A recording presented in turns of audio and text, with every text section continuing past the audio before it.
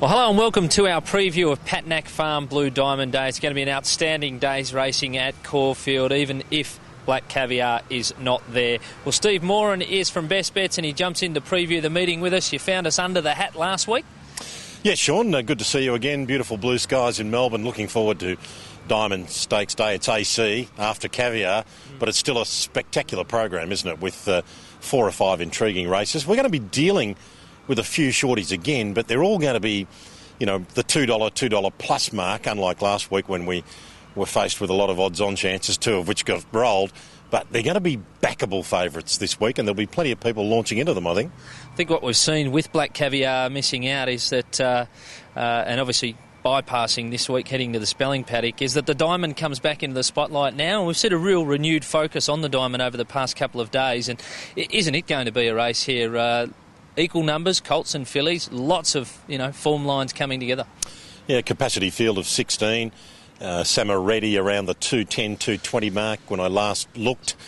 Pretty short given the vagaries of 2-year-old racing. They can be up 1 minute and down the next, but she was so emphatic winning the Prelude by a big margin, running 0.8 quicker than the males that day. And we hark back to last year when Sepoy was the boom runner, a very, very short price favourite, finished up starting at $1.40, but he'd won the Prelude by a similar margin and was similarly quicker than the fillies that year. It's a turnaround in 2012 to the fillies.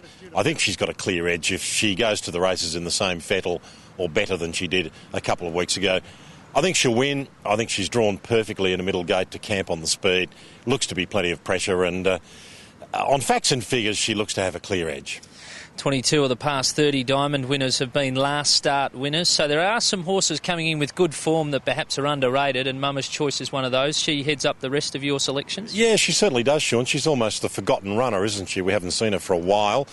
Dwayne Dunn, the Diamond specialist, 4-time winner, is aboard. She, of course, on debut beat Germando and Formidable, which I think is really strong 2-year-old form.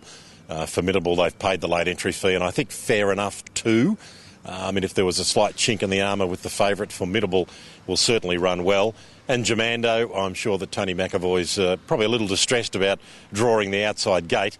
They've whacked the winkers on. He's worked in the winkers and he looked very good. And they're my top 4 in the Diamond, but I think Samaretti's clearly the one to beat.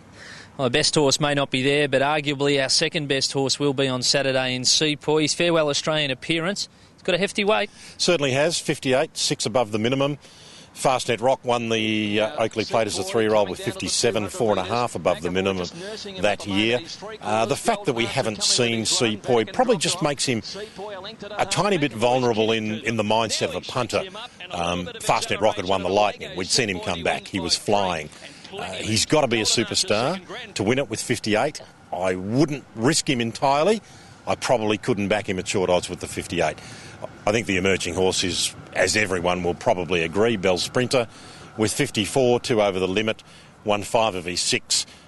Although the margin was only a length when he won first up at Caulfield, he did it with a good deal in hand. And to me, he fits the profile and is drawn again to be parked just on the speed. Now, your best bet comes up in the Futurity, the other Group 1. Yes, I think King Mufasa, the Kiwi's clearly the best on the program. His recent form has been outstanding. We saw him win the Toorak here in the spring. Now, the horse that beat him last start in New Zealand, trust me, is a genuine Group 1 horse, so I think has won something like 10 or 11 of 17. King Mufasa will control this race. He's drawn to sit outside the leader. He's drawn just to take a trail on Dan Xylem and Doubtful Jack if they want to hustle early. And I think he'll win King Mufasa. I think he's almost gilt-edged. He'll have too much of a kick, for the closing horses like a Wall Street or a Pinka Pinka. Alrighty, Pinka Pinka, great to see her back, the Cox Plate winner. What about your best each way for us then? Best each way, I found it a little difficult to find one sort of at around what we'd consider an each way price, but I think a horse called Hot Spin in the second is nearly gilt-edged. I think he probably wins. He's going to be a fraction under what we would consider normal each way price, but I think you either just back him straight out or back him 1 to win 3 the place. He won't miss the 1-2. Hot Spin, the form around his 2 runs this time in is terrific against a lot of, potentially handy 3-year-olds, but none of them yet to do what he's done, so I'm pretty keen on Hot Spin. You got a roughie for us? I reckon there's a few roughies on this card, and the one that appeals to me is Grand Nirvana in the Oakley Plate. There will be high pressure. he might be the horse sitting out the back and swooping strongly. I think his Winterbottom run behind Hortensia and Rarefied suggests that he's certainly up to this Eastern Seaboard sprinting class, and he's got a terrific record fresh. I think there's a couple of others at odds in the Oakley Plate, Satin Shoes and Curtana, that you have to look at. Twilighting, I think, was around 20 to 1 when I last looked. Meets Shopaholic 4 kilos better from the first up runner. Caulfield, it's another roughie with a chance at big odds. So there's a few on the card, but to name one, Grand Nirvana. Alrighty, well that's been Steve Moran's preview of the action at Caulfield on Saturday. Patnack Farm Blue Diamond Stakes, of course you can find all of Steve's selections in this week's edition of Best Bets. We hope to see you trackside. Good luck if you're having a punt.